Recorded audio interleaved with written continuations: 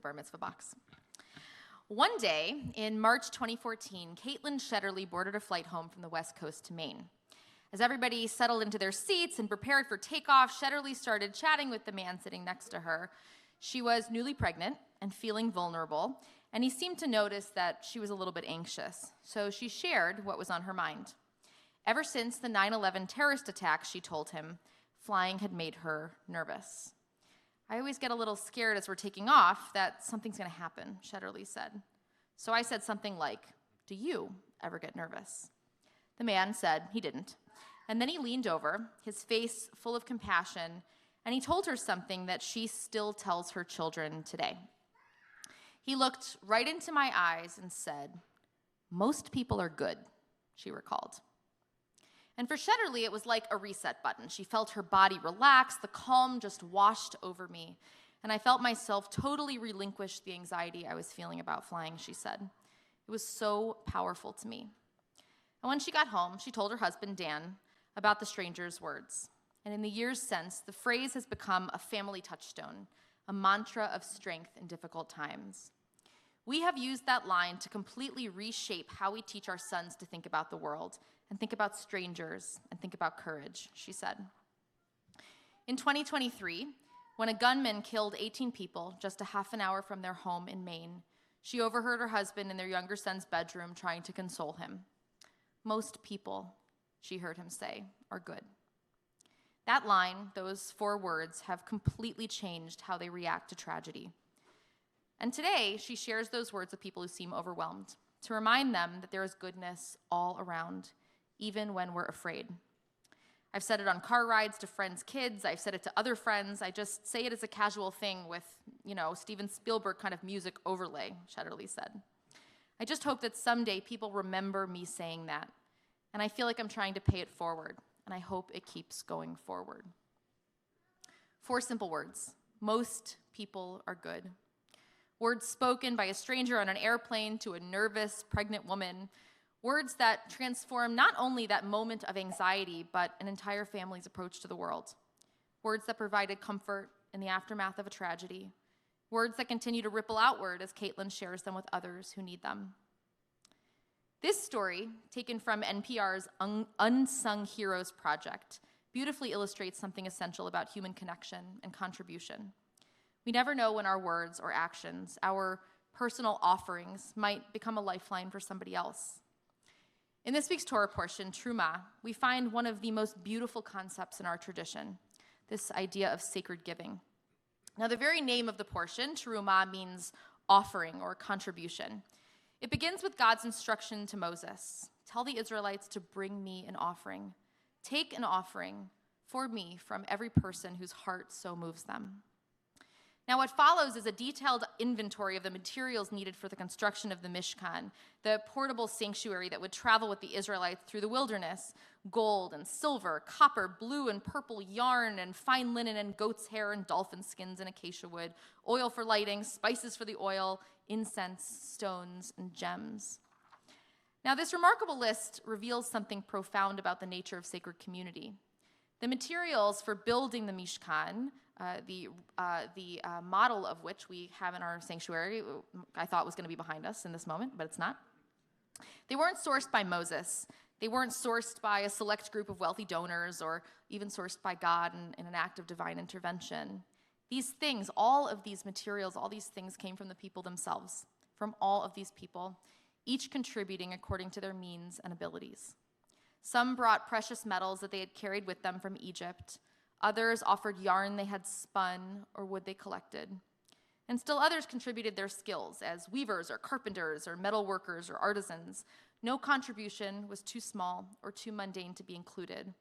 And each offering, given from a willing and open heart, became part of something amazing. Now, Midrash teaches us that when Moses first announced this collection, the people responded so generously that he eventually had to ask them to please stop bringing gifts. The people, he cries, are bringing more than is needed for the tasks entailed in this work. Their enthusiasm for contributing to this communal project was overwhelming to Moses. And why were these people so eager to give, having left slavery with almost nothing with them? because they understood that through their individual contributions, they were building something sacred together. It reminds me of our youth group's ask this past fall when we sent out an email asking if anyone might help us cover the cost of gifts for Jar Combs during our annual Hanukkah party. We were hoping to subsidize a little bit of the cost so that our fundraised dollars might go a little bit further, and instead, within an hour, we were covered for several years. In Terumah, God doesn't say, "Build me a sanctuary that I may dwell in it." Rather, God asks the people to build God a sanctuary that God may dwell among them. The Mishkan wasn't about creating a physical space for God. The divine cannot be contained in a structure of wood and cloth and gold and linen, no matter how fine. Its true purpose was to create a space where the Israelites could experience God's presence in their midst, in their community, in their relationships, perhaps through the very act of maybe building it together. Now think about the stranger on Caitlin's flight. He offered all he had to give in that very moment. Not an upgrade to first class or a Xanax from his bag, but 4 simple words. Most people are good. His gift came from a willing heart, from being moved by compassion for another person. And through this simple offering, he helped create a space where goodness and comfort could dwell.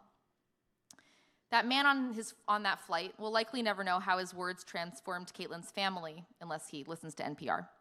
How they provided comfort during a community tragedy, or how they continue to ripple outward. But his contribution to their lives was as precious as any of the gifts brought for the Mishkan. Our tradition has always emphasized that holiness isn't confined to particular places or particular people.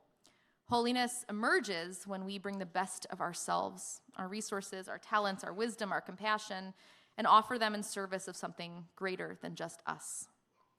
Rabbi Abraham Joshua Heschel taught that the meaning of existence is to be found in engagement, in living to the fullest, and in giving of ourselves to others. When we offer our own gifts from our own willing hearts, we don't diminish ourselves. We're fulfilled. We become partners with God and with each other in the ongoing act of creation.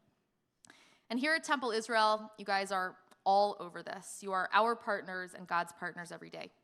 Some of you contribute your voices to our choirs, others your organizational skills to our committees, others your financial resources to support our holy work and keep our lights on. Others, you contribute your time to visit the sick or comfort the bereaved. Some of you bring wisdom, others bring warmth, others bring questioning minds or creative spirits. But every single one of your offerings, given from your heart, creates this sacred community that we share. And just as the Mishkan required diverse materials, a lot of different stuff, our community thrives on the diversity of what we bring to the table. We really need those who speak and those who will listen. We need those who lead and those who will follow, those who question, those who affirm. We need gifts from all generations, all backgrounds, all perspectives.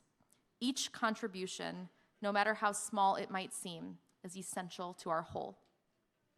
In our world today, worth is often measured by visibility or impact. We celebrate our major donors and the groundbreaking innovators, the charismatic leaders. But Parsha Terumah reminds us that sacred space is built through the contributions of many, most of whom remain unnamed in our text, the unsung heroes, if you will.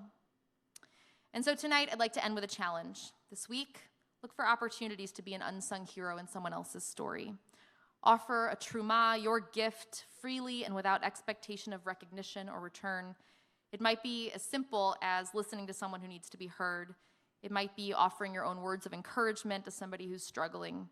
It might be sharing wisdom from your own journey that could help illuminate someone else's path. Whatever form it takes, know that it matters. Just like the materials gathered for our Mishkan, each contribution helps build something special, a community where the divine presence can dwell. The sanctuary for all of us that we so desperately need. And remember, too, the wisdom offered by that unnamed stranger. Most people are good. This is a profound truth that we need to hold on to and that we need to share with others. Yes, there is brokenness and there is pain in our world. And yes, some days are dark as we question the humanity of those who wish to do us harm. But most people are good, capable of kindness, and capable of love. And like Caitlin, we got to carry this truth forward, sharing it with those who need to hear it, creating our own ripples of comfort and hope that extend far beyond what we can see and what we know. As she said, I hope someday people remember me saying that, and I hope it keeps going forward.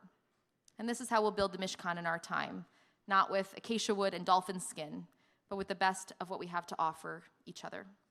This is how we will create a space where God can dwell among us. Shabbat shalom.